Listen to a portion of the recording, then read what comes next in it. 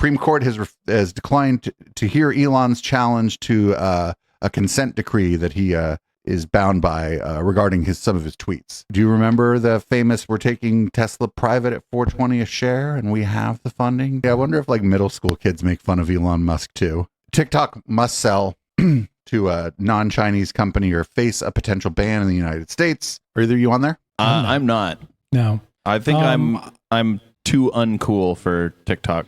Yeah, I don't get TikTok in any way. They're leaving a lot of room for a First Amendment challenge to the TikTok ban. Hey, how the tech are you? I'm producer Dave. That describes who I am and what I do.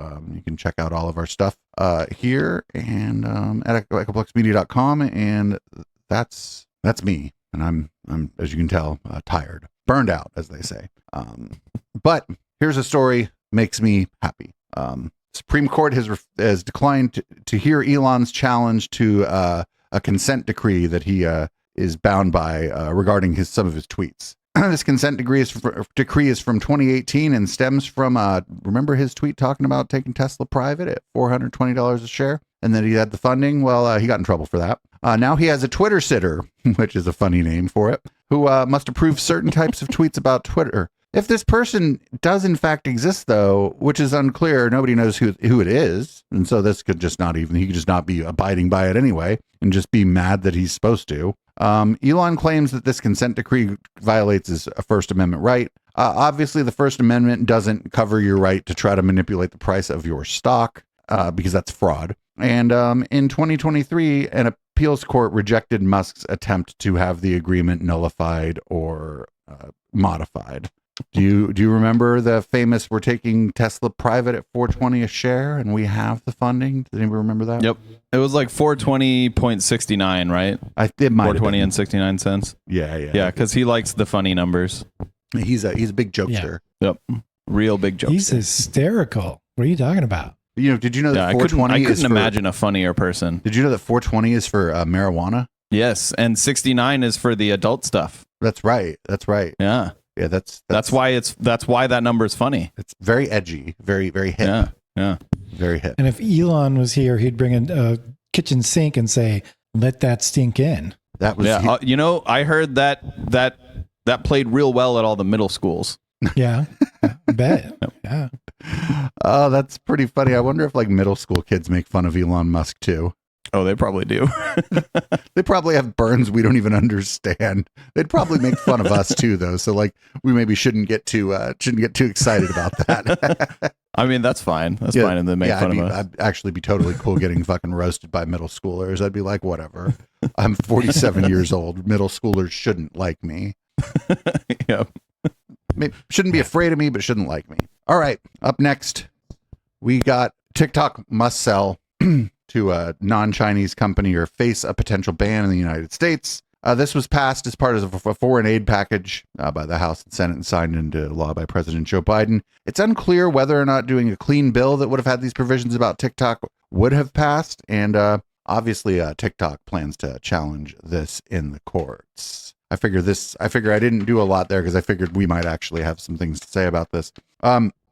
I think it's going to get knocked down in the courts. I think it's very clearly this is not going to pass muster. There is no verifiable like concern for national security here, and some of the people in the Senate kind of screwed up by saying that it was in some part because they didn't like the kind of content that was coming out of TikTok, the point of view, and that is a clear violation of the First Amendment, because their problem isn't that it's cybersecurity. Their problem is what's being said and who's saying it on there. And what's being said on there is things that young people agree with, and who it's being said by is the young people that agree with those things. And people in Congress don't like that. Are either of you on TikTok? And then probably the reason that they would want to ban that is because, there's not an American behind it making gobs of cash. It's Chinese people behind it making gobs of cash. Yeah, ByteDance specifically. Yeah. Are either of you on there? I'm not.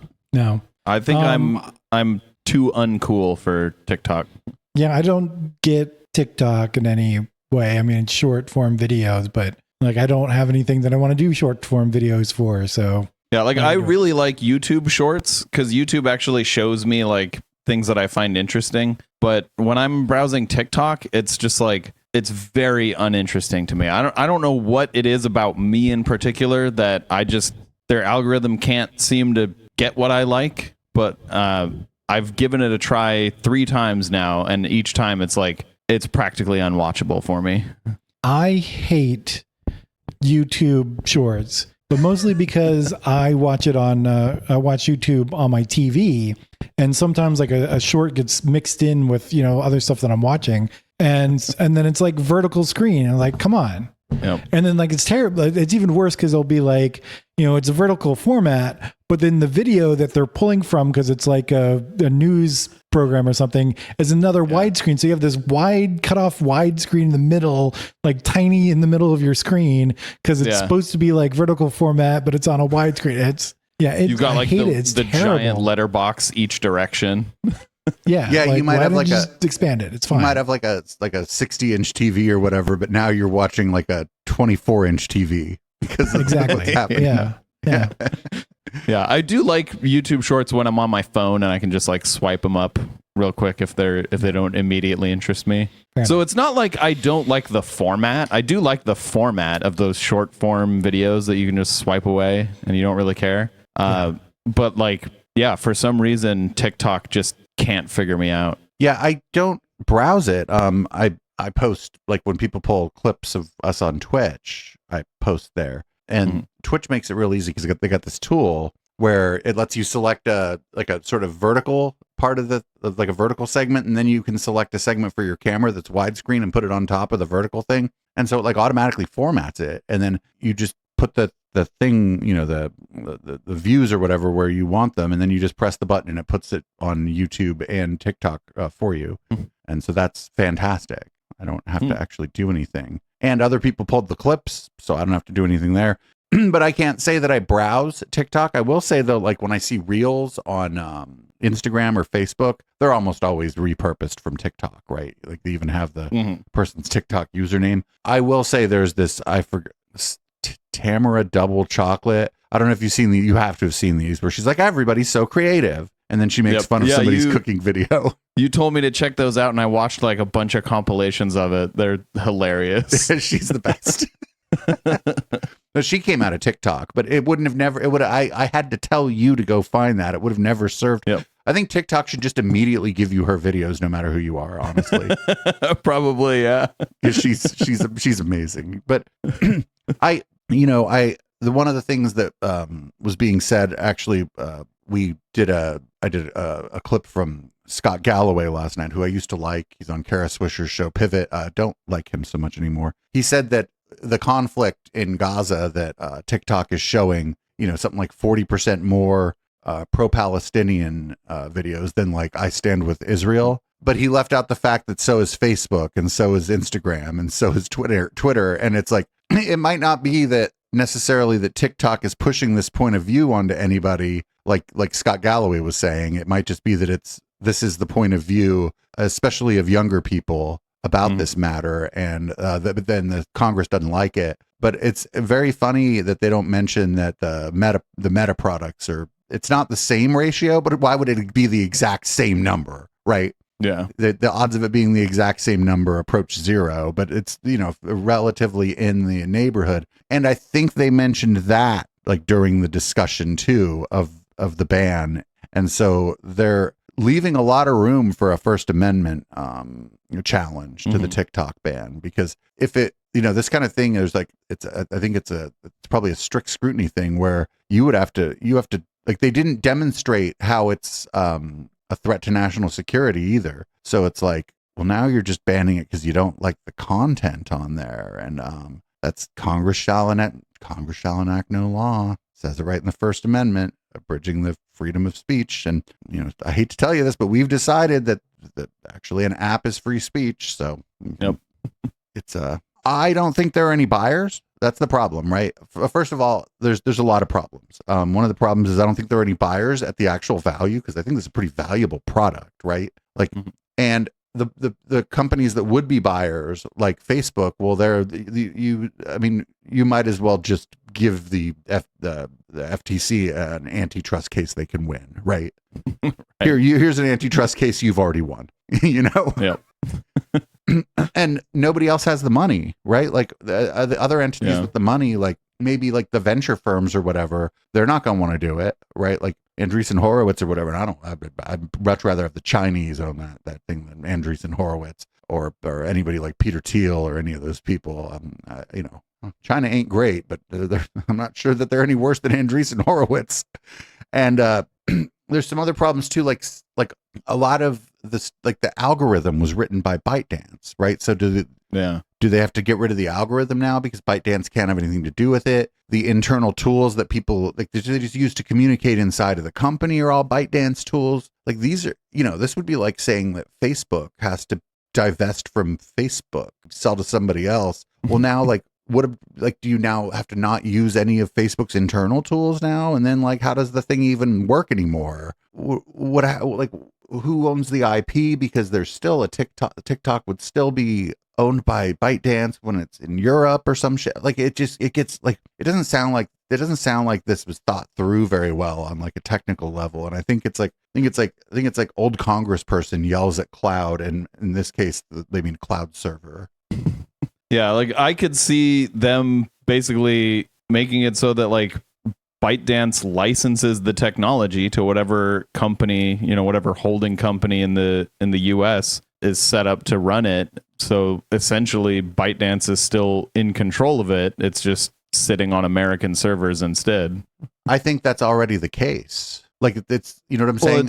It's still owned by ByteDance. Right. But I mean, I think that I think that the servers and stuff it's all American. Like it should be served to Americans. It is all American. Yeah. So like licensing it would just be like you said, it just be like almost like a distinction without a difference. Yeah. But I think that this says that ByteDance has to be like completely divested from it. Like that they can't. Like it cannot be. I think that your scenario would violate the letter and the spirit of what was written down here. They can't even license the technology? It has to be, the American operations have to be bought. The other thing is like, what does that even mean? This is then like, can you not see stuff from TikTok in Italy now because that's owned still by ByteDance? Yeah. Like, do you know what I'm saying? Like, and we're not we're not like lawyers or business experts, but I have a feeling that there's going to be a couple things that are going to be a problem for this. One, I think just First Amendment grounds because the dumb things that the Congress people said.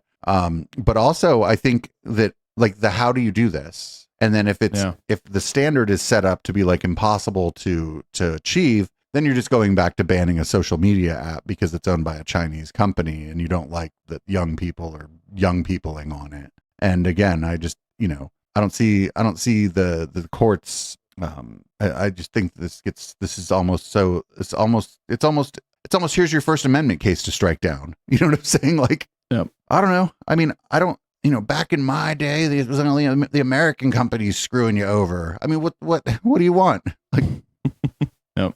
I don't know. It's cool. I do pretty good on some of my videos on there. And like, it's like a different outlet and more people, like millennials, elder millennials and Gen X are getting on there and starting to use it and doing different things with it. And there's like cool grandmas on there and stuff. It's, you know how many of these things are kind of when they're young and new. And, it's just, there's like people are trying stuff on there that they might not try in other places because like for YouTube shorts or whatever, you know, I just feel like the barrier to entry to even getting noticed on YouTube is so much higher that it like kind of stifles creativity in some ways. It doesn't stifle any individual's creativity. It just maybe would disincentivize someone from doing something new and cool and creative. Whereas on, you know, TikTok, you just see all kind of weird stuff. I don't understand what the kids are doing on there, but I certainly understand what the old people are doing on there. And one of them is very funny, and I will be very angry if Tamara Double Chocolate, I forget what her name is, cannot. Everybody's so creative on TikTok anymore. I would be inclined to overthrow the government.